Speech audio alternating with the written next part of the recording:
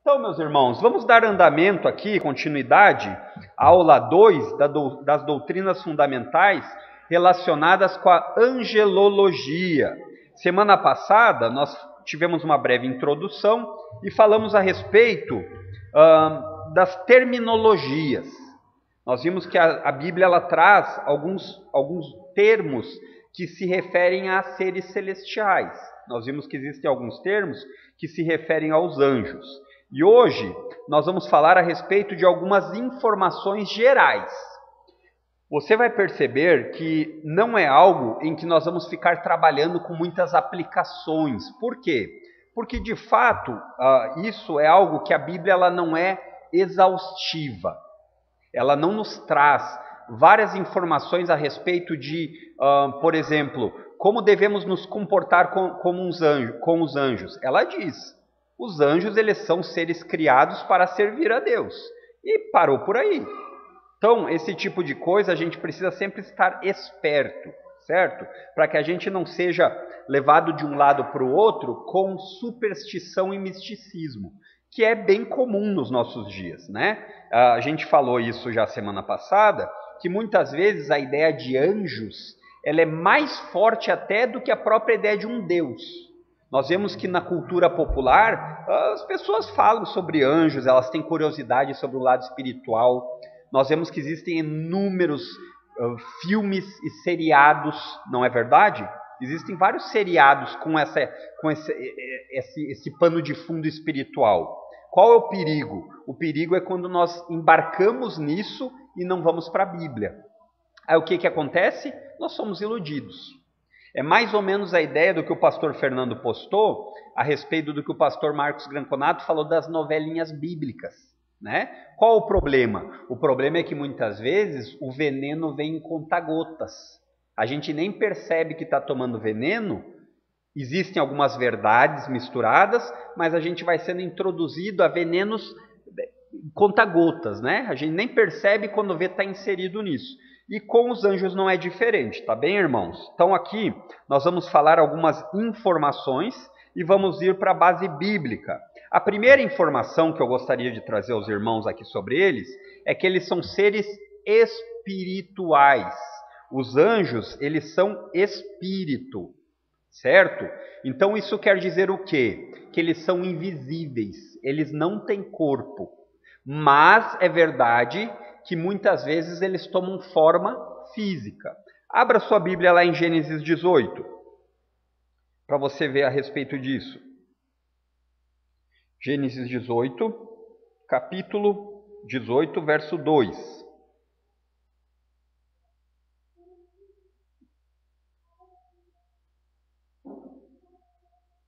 Então diz assim, aqui nós temos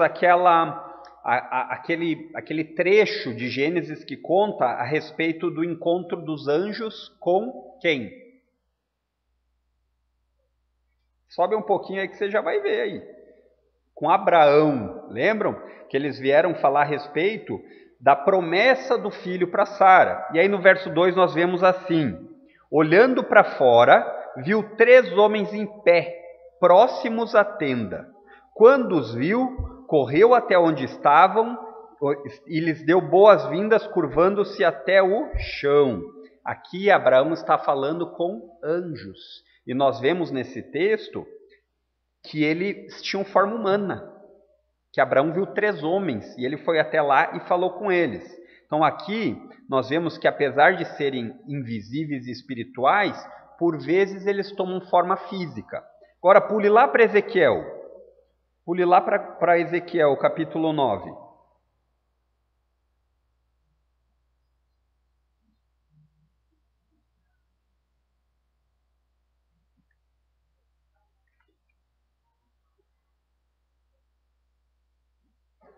Então diz assim o texto. Aqui também é importante lembrar que a ideia é daquele trecho onde foram mortos os idólatras, né? A gente vê que esse é o contexto do que ele fala.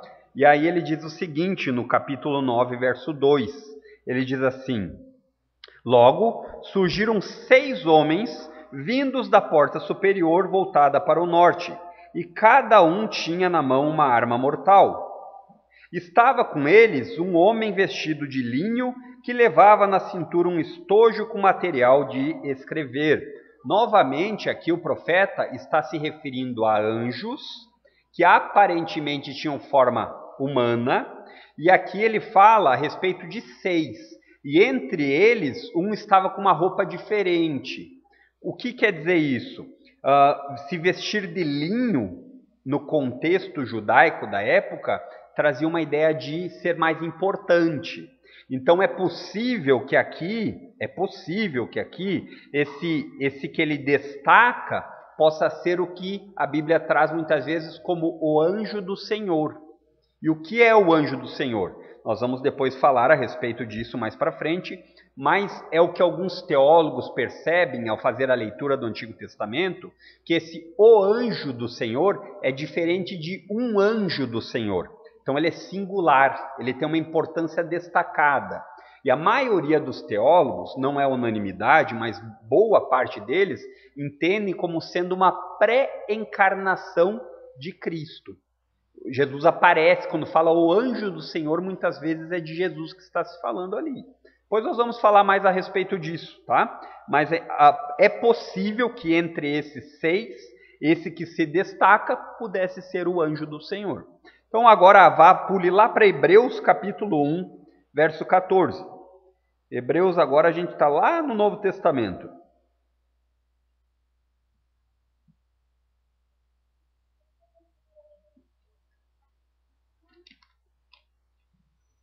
E aqui tem bem a definição do nosso primeiro ponto. São espirituais. E Hebreus capítulo 1, verso 14 diz assim: portanto, os anjos são apenas servos, espíritos enviados para cuidar daqueles que herdarão a salvação. Então, o contexto aqui do começo de Hebreus é que existia naquela época que a carta aos Hebreus foi escrita, um mau entendimento a respeito de que Jesus poderia ser um anjo. E o que acontece aqui? Você vai perceber que nesse primeiro capítulo, o autor faz questão de demonstrar que Jesus não é um anjo. Leia aí no verso 13, ele diz assim: e ele nunca disse a nenhum de seus anjos: sente-se no lugar de honra à minha direita, até que eu humilhe seus inimigos e ponha debaixo dos pés. Isso daqui ele está fazendo uma citação do Salmo 110, que se refere ao Messias. Então a ideia aqui é que os anjos eles são espirituais, invisíveis, mas por vezes eles podem tomar forma, tá bom? A segunda informação que nós aprendemos a partir das Escrituras é que eles foram criados perfeitos. Os anjos foram criados por Deus perfeitos, como a criação foi criada perfeita. Vá lá para Jó, Jó capítulo 38. Jó capítulo 38. Verso 7.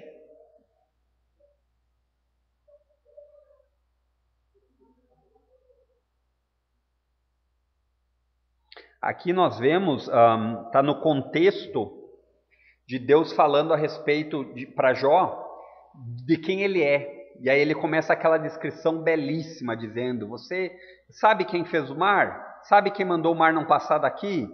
Esse capítulo é maravilhoso, é até uma poesia linda de ver. E aí ele continua dizendo: você sabe quem sustenta os alicerces? Quem governa o mundo? E aí ele chega aqui nesse verso e diz, no verso 7, enquanto as estrelas da manhã cantavam juntas e os anjos davam gritos de alegria. Aqui é a ideia de criação, quando Deus criou as coisas. E uma curiosidade aqui é que poderia, e algumas versões trazem essa ideia do verso 7, e os filhos de Deus, ao invés dos anjos. Lembram que é um termo que muitas vezes a Bíblia aplica aos anjos? Filhos de Deus? Poderia ser uma possível tradução do hebraico aqui, tá bem?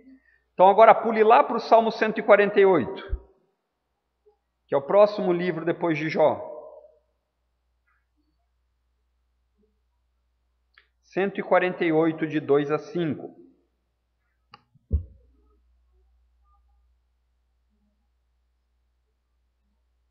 Esse é um salmo que fica bem claro a intenção do salmista aqui, né?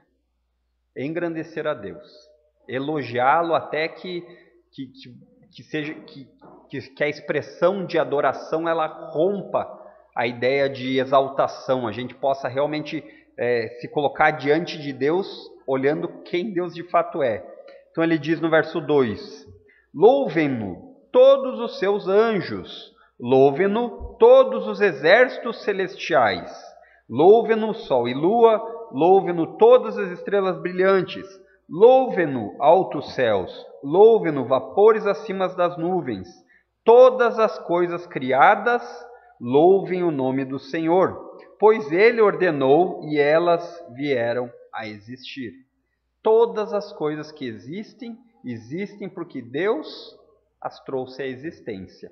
E é interessante o próximo que nós vamos ler, de Colossenses capítulo 1, verso 16, que ele atribui essa criação de Deus a outra pessoa. Agora vamos ver, fica esquisito, né? A outra pessoa, como assim? Não foi Deus quem criou todas as coisas? Então abra lá em Colossenses capítulo 1, verso 16. Essa aqui é uma letra que é um texto que nós cantamos com frequência, né? Através de música. E aí ele diz assim, dá para ler o 15, né? Para a gente entender. O Filho é a imagem do Deus invisível. O Filho é a imagem do Deus invisível. Olha o que representa isso. 16. E é supremo sobre toda a criação, pois por meio dele todas as coisas foram criadas, tanto nos céus como na terra. E sempre você precisa lembrar que o autor bíblico, ele não entende terra com a ciência moderna de hoje. Não pense que o autor bíblico está falando no globo, no redondo. Ele está dizendo de criação no chão e no espaço. Ele não está se reduzindo ao planeta Terra. Muitas vezes a gente lê Gênesis assim, né? E Deus criou a Terra. Não, mas não é o planeta Terra ali. É o universo, é tudo que existe. E aí olha o que ele continua dizendo. Todas as coisas que podemos ver e as que não podemos, como os tronos, reinos, governantes e as autoridades do mundo invisível, tudo foi criado por meio dele e para ele. Então, quando ele fala as coisas visíveis e invisíveis, ele está falando também dos anjos. Ele está falando desse mundo espiritual invisível. Eles foram criados perfeitos. Para quê? Para a glória de Deus. Toda a criação. Tudo foi criado com o objetivo de glorificar a Deus. E infelizmente, por causa da queda, nada mais faz aquilo para o qual foi criado. Então é como um aparelho telefônico que não liga. Ele está danificado. Então você precisa colocar um chip novo para que ele volte a ligar. E esse chip novo, ele só pode ser colocado por meio de um intermediário. E esse intermediário que faz uma ligação novamente da ligação para Deus é só Jesus. Por meio dele e para ele. Nada do que existe foi criado sem ele e tudo que existe foi criado para ele. E quer queira ou não, um dia todo joelho se dobrará e toda língua confessará que o Senhor é Deus. Não vai ter mais chance. Então é importante que a gente saiba disso e possa falar para as pessoas. Olha, é certo que você vai cumprir o propósito de Deus. Isso é certo. Agora pense se você quer cumprir o propósito de Deus como João Batista que anunciava ou como Judas que o traía. Esse é o ponto. Mas o propósito de Deus vai ser cumprido. Em terceiro lugar, informação geral sobre os anjos, eles são seres pessoais. O que é a ideia de pessoais? É a ideia de relacionamento. É a ideia de que não são coisas abstratas. Por exemplo, na religião oriental, a maioria das coisas não são pessoais. O horóscopo, ele não é pessoal. Você lê um horóscopo, não leia, mas se você já leu, você vai perceber que ele fala assim para todo mundo, né? Hoje o Júpiter está passando por Netuno, hoje é um dia de investir dinheiro. E quando nós vemos na Bíblia, nós vemos que Deus não é um Deus impessoal. O Deus da Bíblia ele é pessoal. Sendo assim, a sua criação também demonstra pessoalidade. Então abra lá em Ezequiel 28. Ezequiel capítulo 28, verso 16 e 17.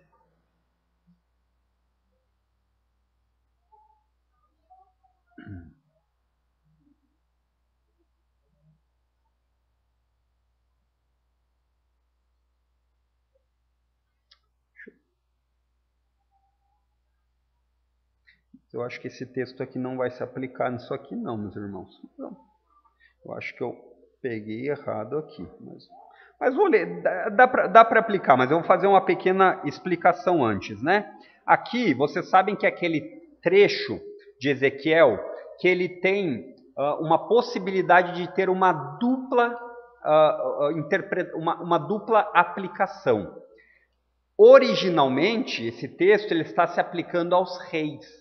Aí ele está falando para o rei de Tiro, aqui, se eu não me engano, a respeito do seu orgulho, da sua soberba. E muitos teólogos, uma boa parte, associam com uma interpretação a um anjo que foi orgulhoso e caiu.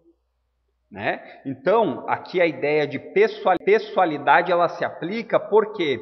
Porque quando você tem uma atitude de orgulho para com Deus, você está tendo uma atitude pessoal.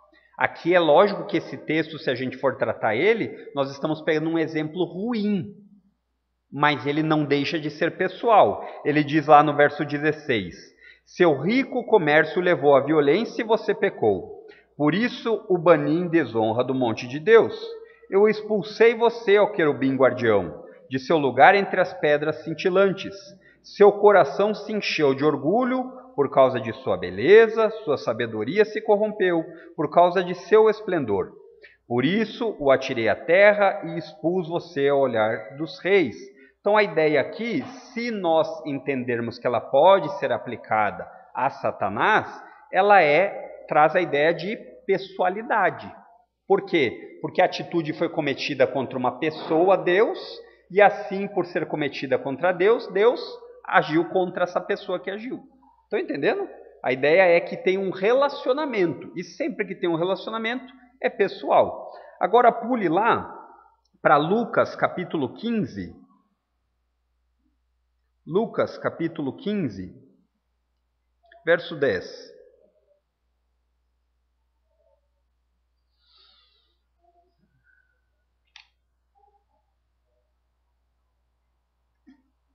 Aqui a gente vê, aqui é uma parábola, né, que está sendo contada a respeito da dracma perdida, da moeda perdida. E aí ele conta a ideia de que quando perde uma moeda e você vai lá e encontra, existe muita alegria nisso, porque você perdeu a moeda, mas você recuperou. E aí ele associa isso à ideia de pecadores, a ideia de nós sermos reconectados com Deus. E aí é isso que nós vamos ler no verso 10. Da mesma forma qual de encontrar um tesouro que estava perdido, a alegria na presença dos anjos de Deus quando um único pecador se arrepende. Então, o pecador se arrepende e existe um relacionamento pessoal. Os anjos são seres pessoais. E agora vai ficar mais claro ainda, pule lá para o final da Bíblia, em Apocalipse 22. Versos 7 e 8.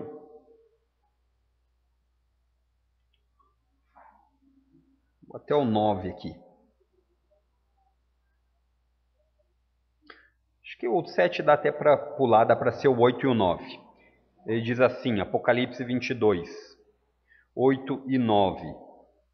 Eu, João, sou aquele que ouviu e viu todas essas coisas. E quando as ouvi e vi, caí aos pés do anjo que as mostrou a mim a fim de adorá-lo. Aí você espera assim, nossa, que dá para adorar o anjo então. Os anjos são dignos de serem adorados. Aí ele diz assim, verso 9, mas ele disse, não faça isso. Fica imaginando, né, o jeito. Você está louco? Maluco? Não faz isso. Eu sou um servo como você e seus irmãos, os profetas, e como todos os que obedecem ao que está escrito nesse livro. Adore somente a Deus.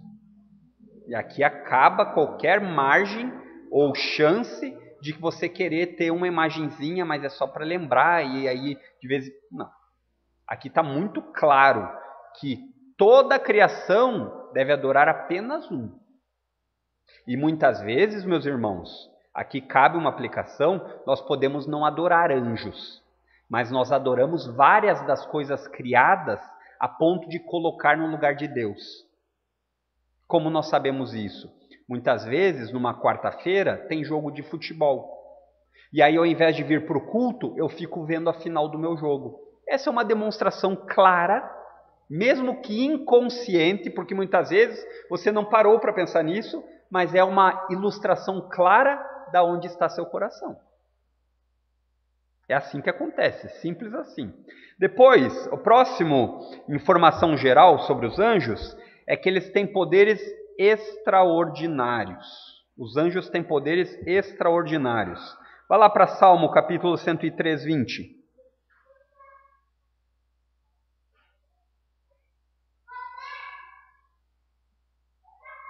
Salmo capítulo 103, 20. Diz assim: Louvem o Senhor todos os anjos, os poderosos que executam seus planos, os que cumprem cada uma de suas ordens. E aí dá para estender até o 21.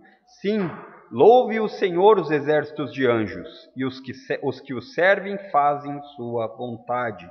A ideia, meus queridos, é que, embora os anjos sejam criados com poderes extraordinários, eles estão submissos, eles estão subordinados ao poder de Deus. Então entenda que, biblicamente falando, não existe uma guerra entre o bem e o mal meio a meio. Não existe aquela ideia de Vingadores, de Avengers, de filme, onde o mal e o bem estão lutando ali e está pau a pau, e daí você fica, vai vencer o bem, tem que vencer o bem. Não, com Deus não funciona assim. Com Deus até mesmo o mal está subordinado aos propósitos de Deus. Ah, mas isso é esquisito. Pense em José. Pense em José. Deus usou o mal que os irmãos fizeram para ele para transformar em bem. E aí nós vemos que a partir de José vem toda a história da nação de Israel. Acho que vamos pular aqui. Eu vou ler mais de Mateus 26 aqui, que é importante. Depois a gente pula para o 5º. Mateus capítulo 26. Estamos quase chegando lá, pelo que eu sei, o pastor Fernando em mais algumas semanas estará lá. Mateus capítulo 26, verso 53. Aqui é aquele episódio em que eles vão prender Jesus, né? E aí Jesus diz assim no verso 53. Você não percebe que eu poderia pedir a meu Pai milhares de anjos para me proteger, e ele os enviaria nesse mesmo instante? E quando Jesus fala isso, ele está trazendo a ideia de que não teria graça. De que se os anjos viessem, não seria uma disputa gentil ou possível. Não existiria chance. Então, os anjos, eles têm poderes extraordinários, mas sempre perceba que Jesus diz assim, se eu quisesse, eu poderia pedir. Se eu quisesse, eu mandaria. Se eu quisesse, Deus mandaria. Então os anjos, eles sempre estão subordinados ao poder de Deus. Em 5º lugar, aqui nós falamos um pouquinho semana passada, eles pertencem a diferentes classificações. O que quer dizer isso? Nós vemos nas Escrituras que existe hierarquia. Existe uma hierarquia no mundo espiritual, na ideia dos anjos. Vamos abrir só lá em Daniel capítulo 10, e depois a gente pula para Lucas de novo, vai dar para perceber bem isso. Daniel capítulo 10, verso 13. Ele diz assim: Por 21 dias, porém, o príncipe do reino da Pérsia me impediu.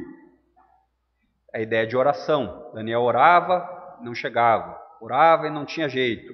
Então, por 21 dias, o príncipe do reino da Pérsia me impediu.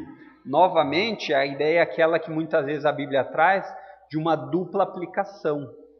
Então, quem era o príncipe da Pérsia? Nós sabemos que existia um príncipe da Pérsia humano, mas parece que aqui Daniel está atribuindo a ele um poder sobrenatural e espiritual. E aí ele diz assim: então Miguel, um dos príncipes mais importantes, veio me ajudar e eu o deixei ali com os reis da Pérsia. Então fica muito claro a ideia de classificação. Você vê que ele fala quem veio, trazendo a ideia de alguém que precisava ser poderoso. E não poderia ser qualquer um. Agora pula lá para Lucas, capítulo 1. Lucas, capítulo 1, verso 19.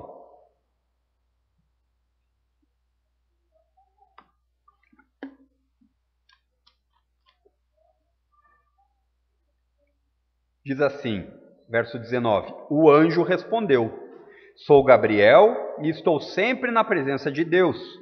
Foi ele quem me enviou para lhe trazer essas boas novas. Então, aqui nós vemos a presença de um outro anjo que também tem uma posição diante de Deus. Estou sempre diante de Deus. Certo? Então, em quinto lugar, nós vemos que os anjos eles pertencem a diferentes classificações. O que nós usamos aqui de aplicação? Você não precisa fazer como muitas vezes os evangélicos gostam de fazer, que eles vão mais longe ainda. Eles não ficam procurando o nome de anjos do lado de Deus. Eles ficam procurando nomear os demônios. Aí ele sabe o demônio que tranca a porta, o que tranca a rua, o que não sei o quê. E aí ele se preocupa mais em conhecer a história dos demônios do que a história bíblica. Isso acontece, irmãos. E aí muitas vezes quem faz isso demais, ao invés de atribuir os seus pecados ao próprio coração, ele bota na conta do demônio. É mais fácil, né? Então muitas vezes quando ele tem cobiça por uma pessoa que não é o seu marido ou sua esposa, ele diz assim: é Satanás que está me tentando. Pode até ser que ele esteja lhe dando uma mãozinha, mas bem lá no fundo é o seu coração que está fazendo isso. Então, em sexto lugar, algumas informações gerais sobre os anjos. São seres que não se casam. Os anjos não casam. E aqui a gente já vai poder aplicar duplamente aqui, tanto aos anjos quanto àqueles que são redimidos e estão no céu. E aqui ele está falando a respeito de erros que quem não conhecia, que muitas vezes os religiosos não conheciam. Então os religiosos eles viviam tentando pegar Jesus. E aí Jesus dá uma respostinha para eles assim, ó: o erro de vocês está em não conhecerem as Escrituras. Já tá bom. E ele fala, nem o poder de Deus. Então, muitas vezes, aqueles que têm aparência de piedade, mas que nem de longe são piedosos. Existem aqueles que por fora, bela viola, mas por dentro, se for usar o ditadinho, pão bolorento. Ou usando as palavras de Jesus, sepulcro caiado, um túmulo fedido, que só tem ossos, que não tem vida. Então ele diz assim, verso 30, pois quando os mortos ressuscitarem, não se casarão, nem se darão em casamento. Nesse sentido, serão como os anjos do céu. Então você morre, a criança morre e vira um anjinho. Não, queridos, não. É importante na interpretação do texto entender que ele diz que no sentido de casamento, os crentes serão como anjos, porque os anjos não se casam, ok? Sétimo lugar, aí está um pouquinho aí para frente, Lucas capítulo 20, verso 36.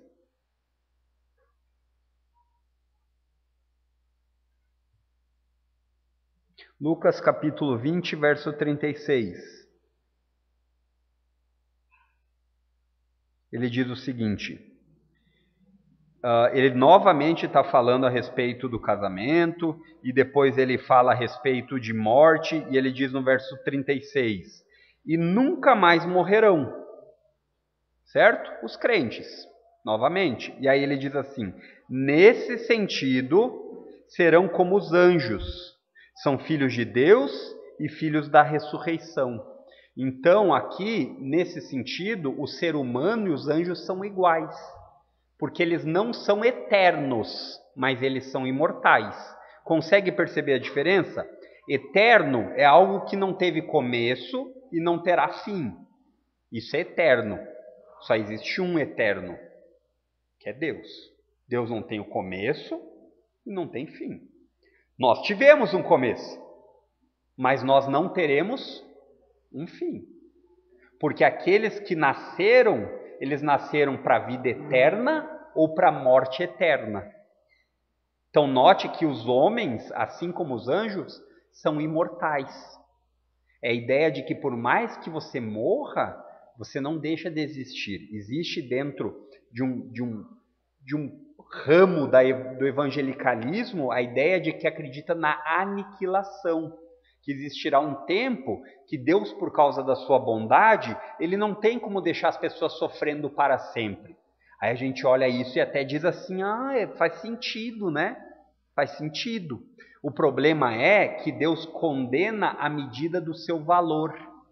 Já que Deus tem um valor eterno, o castigo ou a herança terão valores de acordo.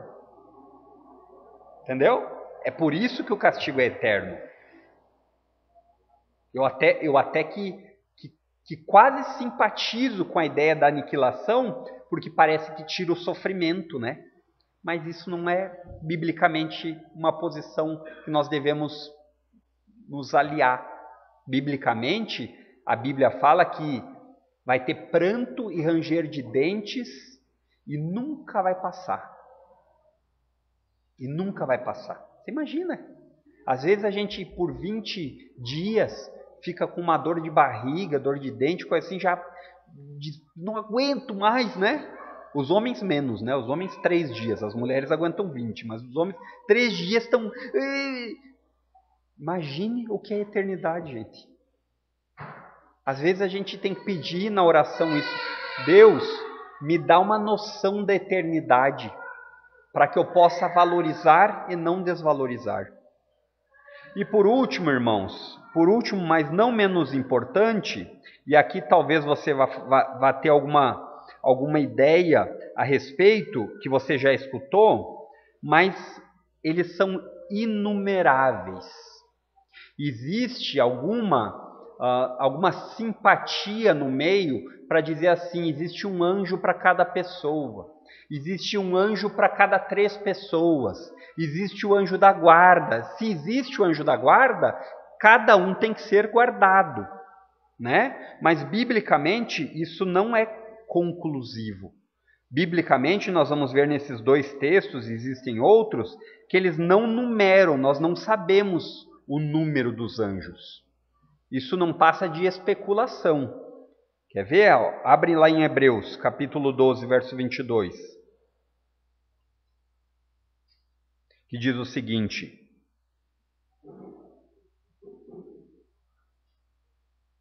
vocês, porém, chegaram ao Monte Sião, a cidade do Deus vivo, a Jerusalém celestial, aos incontáveis milhares de anjos em alegre reunião.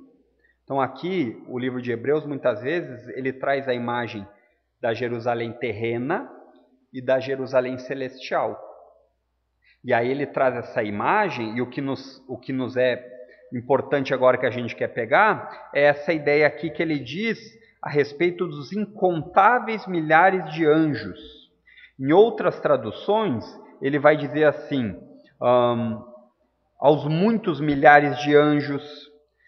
Depois ele vai dizer as incontáveis hostes de anjos. Depois ele vai dizer na arque, aos muitos milhares de anjos.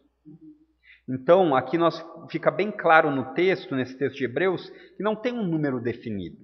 Essa ideia ela é crendice. A ideia do anjo da guarda, ela vai lhe trazer um raciocínio lógico. Se existe anjo da guarda, quer dizer que ele é pessoal, a gente ainda usa algum dos termos certos, né? Ele é pessoal, então quer dizer que tem um para cada pessoa. Então, para cada pessoa que nasce um anjinho. A Bíblia não fala nada sobre isso. E aonde a Bíblia se cala, nós também devemos nos calar. Abra lá agora em Apocalipse, capítulo 5, verso 11.